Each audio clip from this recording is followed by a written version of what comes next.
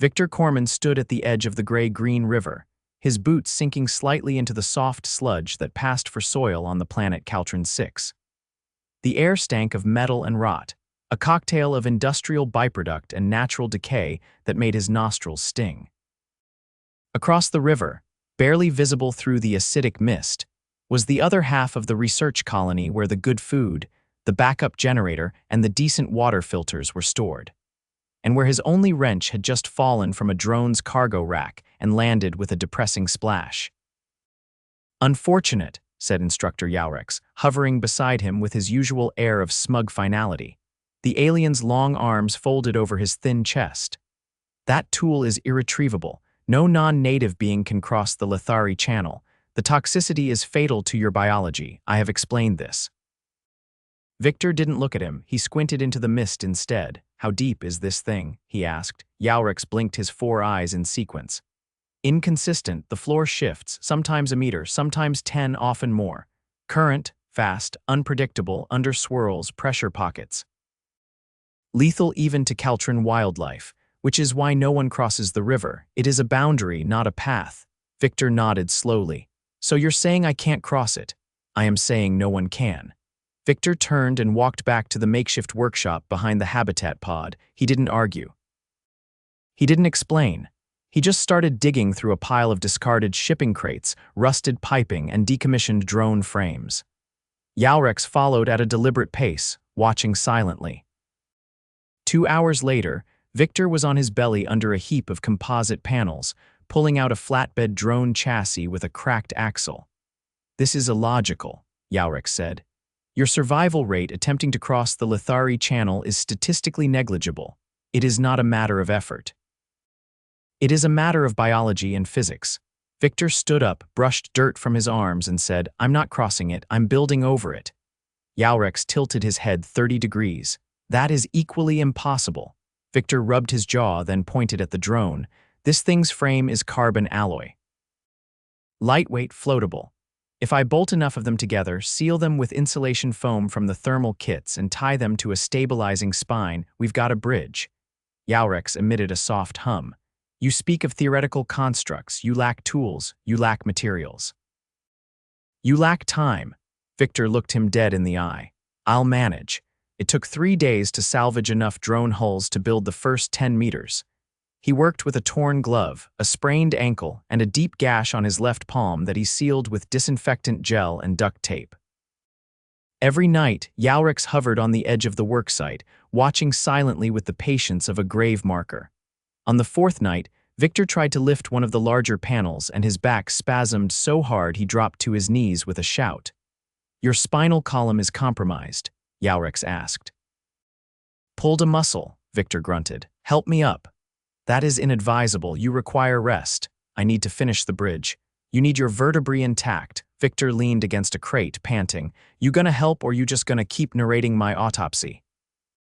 Yaurex hesitated, then reached down with one long arm and hauled him upright. After a moment, he added, "Your stubbornness is not admirable. It is pathological." Victor grinned through clenched teeth.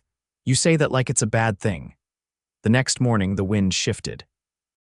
The acidic mist thinned enough to reveal the far bank more clearly. Victor stared at it while eating a protein bar with one hand and bolting a hull panel with the other. "You retrieved your wrench for sentiment?" Yaurex asked. "No, I need it to fix the hydro pump on the food generator. The backup broke yesterday. If I don't get that one running, we're going to be living on algae paste and regret." Yaurex processed that for a long moment. "You are risking your life for a tool." Victor shook his head. "I'm risking it for lunch." By the end of the week, the bridge spanned halfway across. The floating structure wobbled, groaned, and threatened to capsize with every step, but it held. Victor learned to move across it in slow, sliding steps, weight balanced between panels, rope handholds tied between upright struts. On the 8th day he fell in. He didn't scream.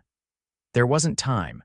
One moment he was tightening a clamp, the next the panel buckled and he plunged into filth.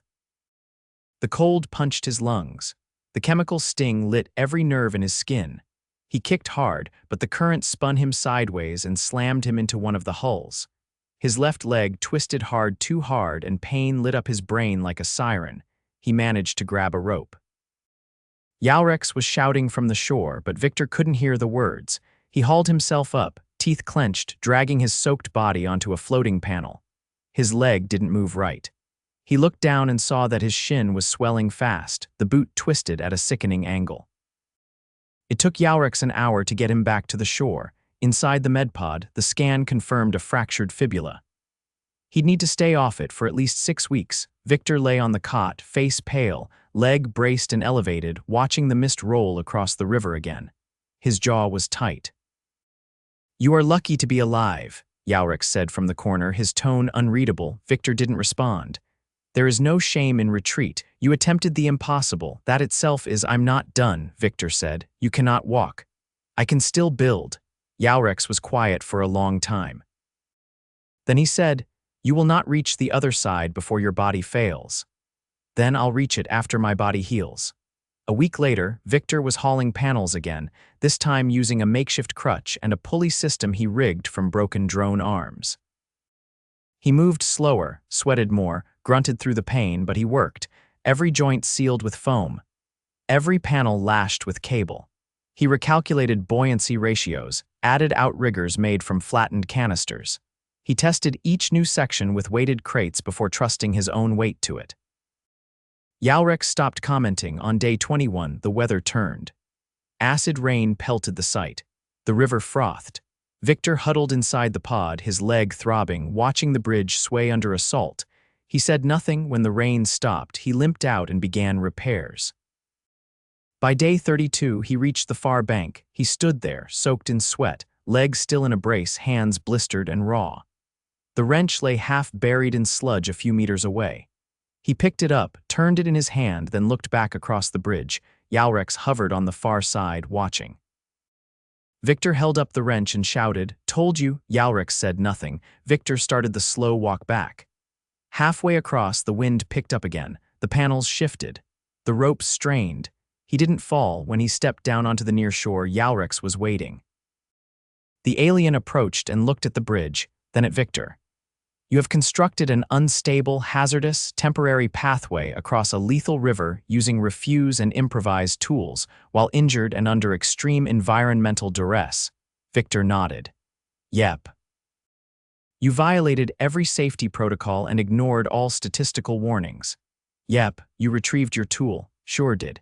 Yalrex was silent for a long time. Finally, he said, "This is deeply illogical." Victor wiped his face and said, "Welcome to Earth logic." Yalrex stared at the bridge again. Then he said, "May I cross?" Victor blinked. "You're serious?" "I wish to examine your construction firsthand, and I believe the food generator will benefit from a second maintenance specialist." Victor hesitated, then shrugged. "Sure, I'll guide you." They crossed together, slowly, step by step, the bridge wobbling underfoot. Victor still limped, but he smiled. And when they reached the other side, Yalrex looked back at the makeshift span and said, "I no longer believe no one can cross the Lethari Channel." Victor clapped him on the back. "Told you no one means nothing." The wrench didn't work. Victor found that out 20 minutes after returning to the east side of the river, crouched under the humming shell of the food generator, elbow deep in connectors. He twisted the tool clockwise, then counter. The bolt holding the intake valve refused to budge. The shaft had warped. Probably from the pressure buildup when the coolant failed. He exhaled through his nose, sat back on his heels, and looked at the tool like it had personally betrayed him. From behind, Yalrex's elongated shadow stretched over the open panel. "You retrieved the incorrect tool." Victor braced his back against the wall and closed his eyes. "It's the right type. Just not the right condition." Yalrex crouched beside the open casing, his knees folding in the wrong direction. "You crossed an uncharted death current for a defective object." Victor didn't answer. Instead, he reached into the tool pouch clipped to his belt and pulled out a rusted socket head, then a coil of wire stripped from one of the bridge anchors. "What are you doing?" Yalrex asked. "Making a wrench. You already have a wrench. This one's going to work." Yalrex tilted his head slightly to the left. "You are fabricating a tool on the floor, beside an unstable biothermal core with fragments of unrelated devices." Victor threaded the coil through the socket head, then twisted it around the existing wrench handle. He checked the tension with a tug, then wedged it against the valve and leaned in. "Don't breathe," he said. "I do not inhale oxygen." "Well, don't do whatever it is you do," the valve shrieked. Victor's forearms trembled. Then, with a sharp pop, the bolt gave way and the intake housing shifted. Victor slid onto his backside. "See?" Yalrex stared at the makeshift wrench. "You should not have succeeded." Victor wiped his hands on his pants. That's been the theme lately. Later that evening, as the generator hummed with steady rhythm and the air filters kicked back into full function, Victor sat on a crate outside the habitat module, both legs stretched out, the injured one stiff beneath a splint he'd reinforced with plastic brackets.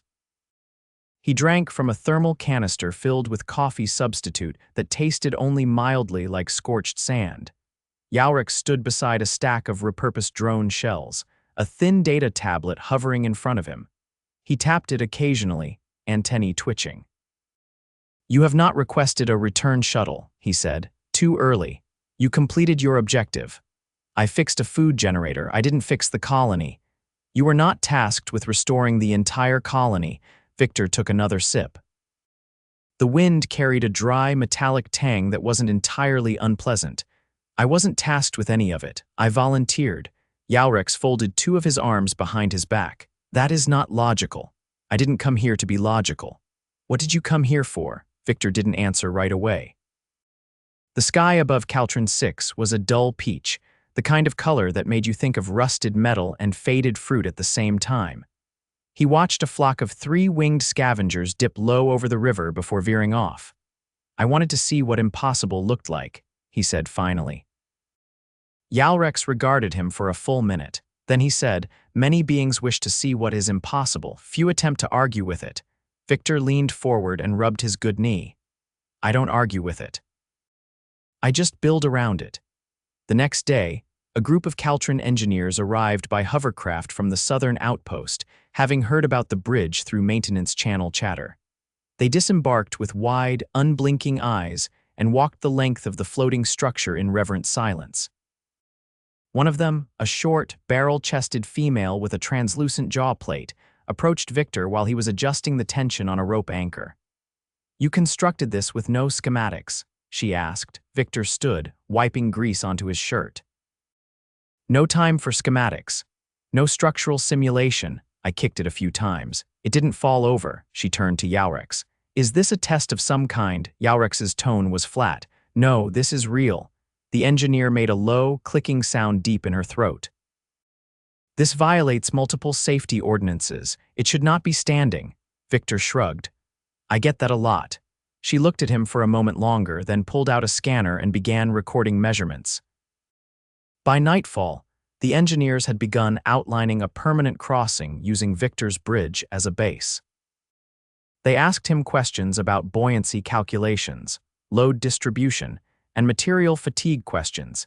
He answered with shrugs, guesses, or demonstrations involving standing on one leg and bouncing gently. Later, as the engineers argued over the best way to reinforce the midpoint, Victor limped back toward the habitat module. Yalrex joined him, his steps silent over the cracked soil. "They are converting your structure into a model," he said. "Good. They will erase your methods." Victor stopped walking. "So, they will replace your solutions with sanctioned ones, tested ones."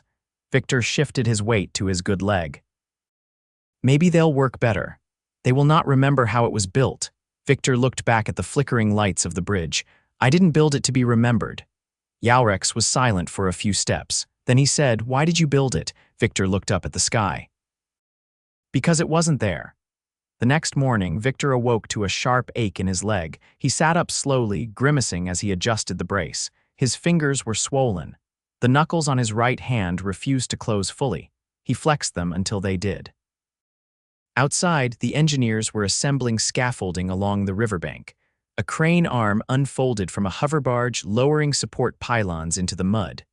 Victor watched for a while, then limped out to join them. One of the engineers offered him a padded stool. He took it without comment. "You require medical attention," Yalrex said, standing beside him. "I've had worse," Victor said. "Your condition is deteriorating. I'll heal. Not here, not without proper support." Victor watched the engineers shift a panel into place. I'll leave when it's done. Yalrex lowered his voice. It no longer needs you.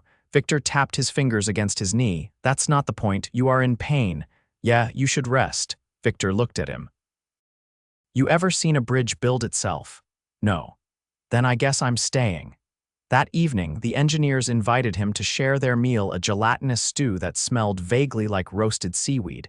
Victor ate it gratefully, ignoring the burn in his fingers as he gripped the spoon. One of the younger engineers leaned across the table. Why didn't you wait for assistance? Victor chewed slowly. Didn't know if it was coming. Would you have built it differently if you had? Victor considered. Probably wouldn't have built it at all. Then it's good no one came. Victor smiled faintly and kept eating. By the end of the week, the bridge had been reinforced with vertical braces and a tension frame. The engineers began referring to it as the Corman span, a name Victor pretended not to hear. Yalrex approached him late one evening as he sat alone, watching the river churn under the moonlight. You altered the geography of a planet, Yalrex said plainly. Victor didn't turn. Didn't mean to. Nevertheless, it is altered. Victor leaned back, arms behind him. Funny how that works. Yalrex stood quietly for a moment. Then he said, You are not especially fast or strong or efficient. Victor raised an eyebrow. But you are persistent, Yalrex continued. To a fault, Victor nodded. Yeah, that's about right. Yalrex's antennae twitched. I find it unsettling. Victor grinned without looking. You'll get used to it. The crutch creaked with every other step, but Victor kept moving. A fine layer of river dust coated the bridge, now pulverized minerals, and ash from the upstream ridge where the Caltren engineers had diverted runoff. It stuck to his boots, dulled the ropes, and gave the whole structure a faint, ghostly hue in the morning light. He reached the midpoint and crouched carefully, his braced leg extended for balance. One of the outer panels had started to bow slightly under heat stress. He wedged a flat support rod beneath it and tightened the binding cable. The panel shifted with a reluctant groan. Still holding, he muttered. From the far bank, a tall figure waved 4 arms in a slow, deliberate arc. It was one of the structural specialists, Galtech, with a cranial ridge that flared outward like a fan. She waited until he looked up. Transport crew is arriving in 17 rotations, she called. They're bringing alloy sheeting and a welding rig. Victor nodded and stood, brushing off his palms. About time. I've been using chewing gum and optimism. Galtech tilted her head. We have not been able to source either. He chuckled softly and started back toward the east bank. The crutch held, but his shoulder ached from the strain of leaning into it all morning. When he reached the shore, Yalrex was waiting beside a stack of empty supply containers. He stared at Victor's leg without blinking. You tore a ligament, Yalrex said flatly. Maybe, Victor replied, wiping sweat from his forehead. Feels like it. You require compression and elevation. I'll get to it after lunch. Yalrex followed him as he limped toward the habitat pod. You said that yesterday. Well, now I mean it. Inside, the air was cooler. Victor collapsed onto a low bench and peeled off the brace, revealing a swollen mess from mid-calf to ankle. The bruising had deepened into a purplish band that wrapped around the shin. Yalrex crouched beside him, scanning the limb with a portable diagnostic wand. You have fluid accumulation and tissue strain. This is not healing under current behavior. Victor leaned back against the wall. If I stay off it too long, the bridge gets neglected. Yalrex adjusted the wand's sensitivity. If you rupture the joint capsule, the bridge will not be your concern. Victor exhaled through his nose. All right. I'll elevate it. Yalrex retrieved a folded thermal blanket and slid it beneath Victor's lower leg, propping it at a slight angle. Victor winced but didn't complain. Do you want to know why I didn't leave after the generator was fixed? He asked after a long pause. I assumed stubbornness. That was most of it, Victor admitted, but also, I wanted to see what they'd do without the obstacle. Yalrex tilted his head. They said the river couldn't be crossed, Victor continued. So they never tried, but now that it can be. They're building everything around it, like it's always been possible. Yalrex tapped the scanner off and set it aside. You are unsettled by this? No, I just find it funny. The river didn't change, only the story did. Yalrex considered that in silence, then he stood. I have seen bureaucrats argue for weeks about which species invented the wrench. None of them thought to build one from scraps. Victor grinned. That's because they weren't hungry enough. By mid-afternoon, the transport arrived. It was a low-slung hovercraft with broad stabilizers and enough storage space to carry a small house. The crew disembarked with practiced efficiency, unloading sheets of composite alloy and a compact welding array.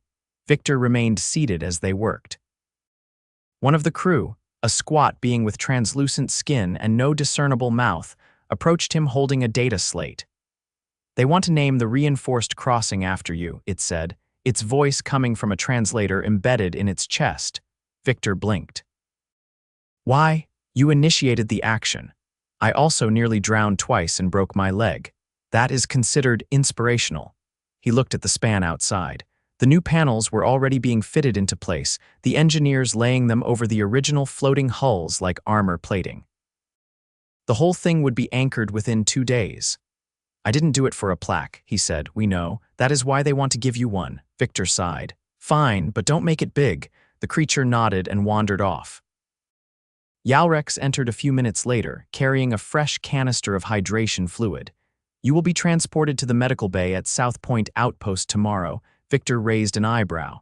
"That's 3 days away. They are sending a small shuttle." "It will arrive at first light."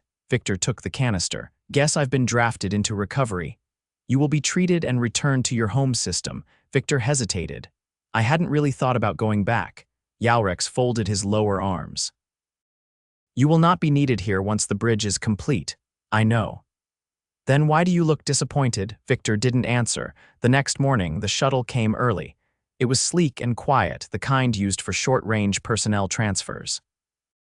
Victor hobbled toward it, his bag slung over one shoulder. The engineers stood in a loose semicircle near the edge of the landing pad. Galtech stepped forward and handed him a folded schematic. "Your bridge," she said. "With modifications." Victor unfolded the paper. It was a detailed drawing of the final structure, annotated with material tolerances and load estimates. But in the corner, there was a simple line sketch of the original floating hulls, labeled Corman's span initial configuration. He looked up. "You didn't have to include that." "We did not," Galtech said, "but we wanted to." Victor nodded, then turned to Yalrex. "You sticking around?" "For now," the instructor said. "I have students to correct." Victor snorted. Still teaching no one can cross the Lethari Channel, Yalrex's expression didn't change. "I am updating the curriculum." Victor offered his hand. Yalrex hesitated, then grasped it with two of his own. "Don't let them tidy the bridge up too much," Victor said. "I will ensure at least one panel remains crooked." Victor smiled and stepped onto the shuttle ramp. As it lifted, he looked down one last time at the river. The water still churned, still stank, still hissed at the edges where acid met earth. But now there was a way across.